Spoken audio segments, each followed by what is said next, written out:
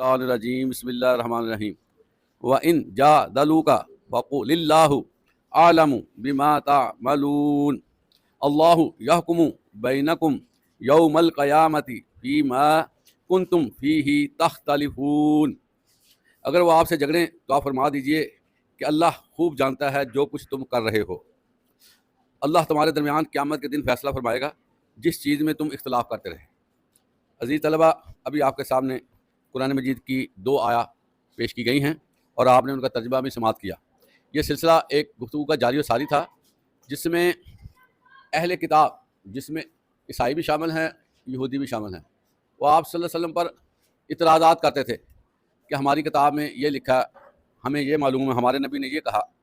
تو اس پر اللہ تعالیٰ نے اپنے نبی کو فرمایا کہ ان کو بتا دو کہ اللہ تعالیٰ نے شریعت کا نظام مختلف رکھا ہے، ضرورت کے مطابق ہر نبی کو احکامات دیے گئے ہیں۔ تو تمہاری کتاب میں اگر کچھ تبدیلی ہے تو یہ اللہ کی طرف سے ہے اور یہ حق پر ہے، تم اس پہ چلتے رہو۔ تو جو بندہ اللہ کی کتاب پر چلے گا وہ ضرور کامیاب ہو جائے گا۔ جن لوگوں نے آپ صلی اللہ علیہ وسلم سے پہلے زبور، انجیل اس کی پیروی کی وہ کامیاب ہو جائیں گے، اور اب قرآن مجید ہے، جو قرآن مجید پر چلے گا اس میں اس کو کامیابی مل جائے گی۔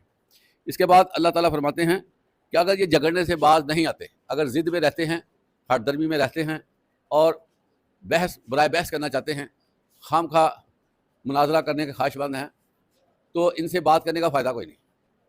آپ سیدھا سیدھا ان کو بتا دیں کہ جو تم اختلاف کرتے ہو، جو تم دعوے کرتے ہو، اللہ تعالیٰ اس کو دیکھتا ہے، اور تم جو جھگڑ رہے ہو اس کی ساری حقیقت اللہ تعالیٰ کو پتہ ہے۔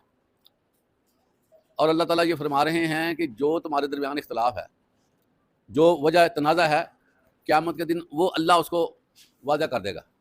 جو حق پر ہوگا اللہ تعالیٰ بتا دے گا، جو ناحق جو ہے وہ خام خواہ دعوے کرتے رہا ہوگا اس کو بھی بتا دیا جائے گا۔ عزیز طلبہ، دیکھیں قرآن مجید کا انداز اور اسلام کا ترہ امتیاز کہ وہ کسی سے لڑائی نہیں چاہتا، اور یہ حقیقت پر مبنی ہے کہ جس طرح اہل ایمان کو آپس میں محبت کا حکم دیا گیا ہے، اسی طرح تمام دنیا کائنات کے جو انسان ہیں نا، ان کا باقاعدہ احترام ہے۔ کوئی بندہ اس دنیا میں اسلامی تعلیمات کے مطابق قابل نفرت نہیں ہے۔ تو اس لیے یہ پیغام ساری دنیا تک جانا چاہیے کہ اسلام ہی دنیا کا سب سے بڑا سلامتی اور آتشی کا علمبردار ہے، اور یہ صلح جو مذہب ہے یہ کسی سے پھڈا نہیں لیتا، کسی سے لڑائی نہیں کرتا۔ کیوں ایسے ہے کہ جو بھی دین اسلام پہ چلتا ہے اس کی ذاتی اغراض اور مقاصد نہیں ہوتے، وہ اللہ کے لیے کام کر رہا ہوتا ہے۔ ایک بندہ کو سمجھایا جاتا ہے، بات کی جاتی ہے، لیکن اگر کوئی بندہ نہیں سمجھتا تو بتانے والے کو اس کا کوئی گھاٹا نہیں ہے۔ اس وجہ سے گھاٹا نہیں ہے کہ وہ ایک اسائنمنٹ پہ کام کر رہا ہے، اللہ کے دیے ہوئے جو حکم ہے اس کو آگے بھیج رہا ہے۔ اگر کوئی بندہ کوئی مانتا ہے فابہہ، اچھی بات ہے، نہیں مانتا تو اس پہ کوئی زبردستی نہیں ہے۔ اسی طرح قرآن مجید میں اللہ تعالیٰ نے یہ فرمایا، لا اکراہ فی الدین قد تبین الرشد من الغی، دین میں کوئی بھی جبر نہیں ہے۔ اور اللہ تعالیٰ فرماتے ہیں کہ ہم نے روشنی کو الگ کر دیا ہے اور اندھیرے کو ہم نے الگ کر دیا ہے۔ اب جو چاہے روشنی کی طرف آ جائے، جس کے دل میں ٹیڑھ ہے وہ اندھیرا قبول کر لے، ہمیں اس کا کوئی نہیں، کیونکہ ہر بندہ خود اپنے عمل کا ذمہ دار ہے۔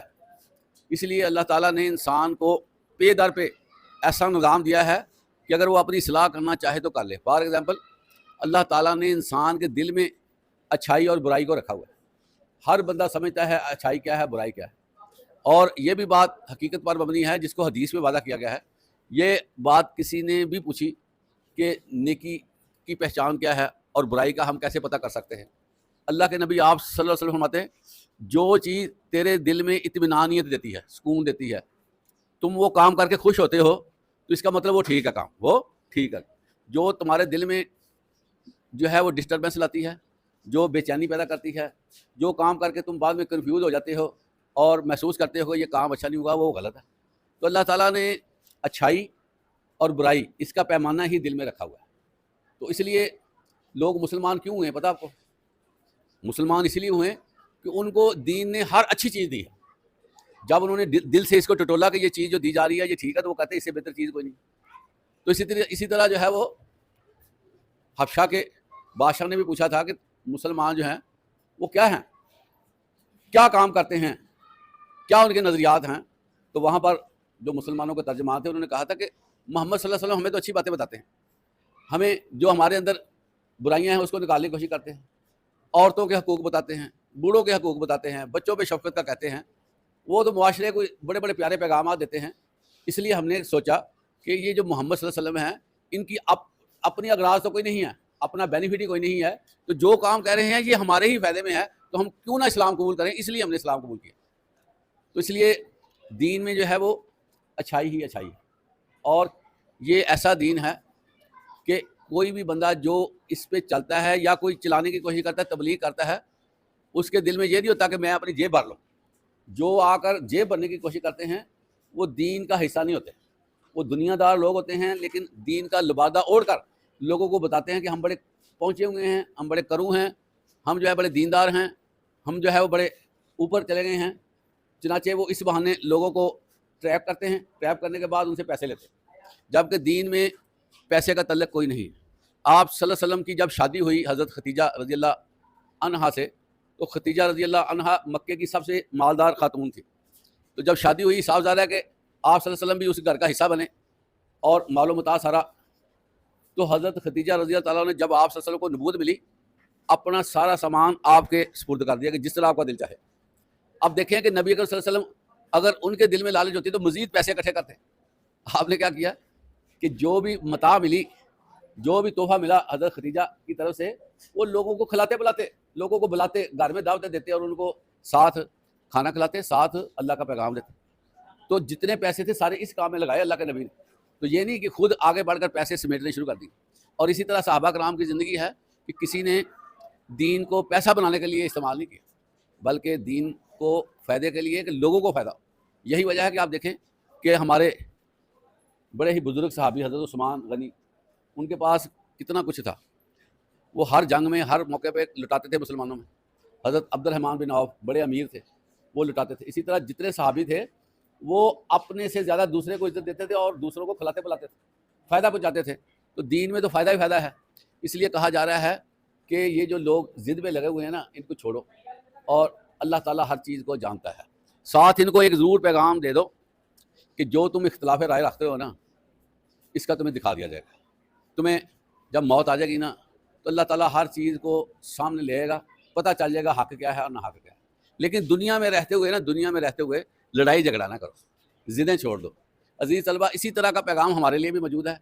آج ہم گروہ در گروہ بنے ہوئے ہیں، آج ہم اختلاف پہ اختلاف رکھ رہے ہیں، ایک دوسرے کے گریبان پکڑ رہے ہیں، ایک دوسرے کو اللہ معافی دے غیر مسلم تک کہہ دیتے ہیں اور لان تان کرتے رہتے ہیں، حالانکہ وہ کلمہ گو مسلمان ہوتا ہے اس پہ لان تان ہوتی ہے۔ اس کا کیا نتیجہ نکلتا ہے کہ معاشرہ جو ہے وہ ختم ہوتا جا رہا ہے، اس کی جو یونٹی ہے وہ ڈسٹرب ہو گئی ہے، ہماری دنیا میں بھی کوئی ویلیو نہیں ہے۔ وجہ یہ ہے کہ ہم اندر سے خود پھٹے ہوئے ہیں۔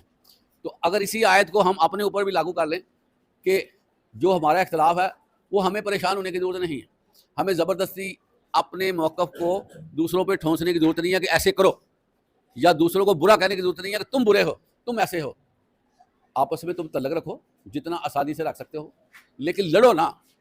ہاں، جو تمہارا اختلاف ہے وہ قیامت کا دن اللہ کے سامنے سارا آ جائے گا، اللہ تعالیٰ نے اس کو واضح کر دینا ہے، پھر حقدار کو جزا مل جانی ہے۔ جو لوگ خام خواہ فطور پیدا کرتے رہے ہوں گے، خام خواہ گروہ بندی کرتے رہے ہوں گے، خام خواہ دوسروں پہ الزامات لگاتے ہوں گے اور لوگوں کو بلیک میل کرتے ہوں گے، ایک جو ہے وہ جتھا بندی کرتے ہوں گے، ان سب کو اللہ تعالیٰ پکڑ لے گا بھی بتاؤ وہاں پر تم کیا کرتے رہے۔ تو ہم سب کو آپس میں محبت کرنی چاہیے، آپس میں تعلق رکھنا چاہیے۔ یہ دین اللہ کا ہے، یہ ہمارا معاملہ نہیں ہے کہ ہم نے کوئی اس میں جیتنا ہے۔